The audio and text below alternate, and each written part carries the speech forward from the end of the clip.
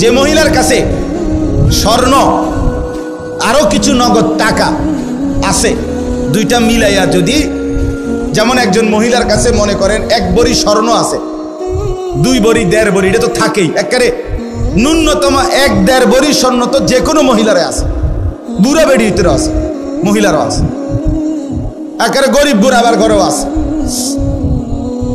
সাথে যদি ওই 3 দিন এই মহিলার কাছে আলগা কিছু টাকাও আছে, 10,000, 5,000, 20,000, 15,000, উনার টাকাটি উনার মহিলার নিজের টাকা, স্বামী দিছে, নয়তো ছেলে দিছে, নয়তো বাপের বাড়ির থেকে দিছে, যেমনি হোক দিছে, এই স্বর্ণ আর ওই টাকাটা মিলাইয়া যদি 52,500 টাকার দামের চাইতে বেশি হয়, এই মহিলার উপরে কোরবানি ওয়াজিব, নিঃসন্দেহে ওয়াজিব। তাইলে 1 ভরি স্বর্ণের দাম তো হলো 80,000, ওনার কাছে আরো আছে 5,000 ব্যক্তিগতভাবে টাকা, তো 85,000 ধরেন, তো 85,000 টাকা 52,500-এর চাইতে কম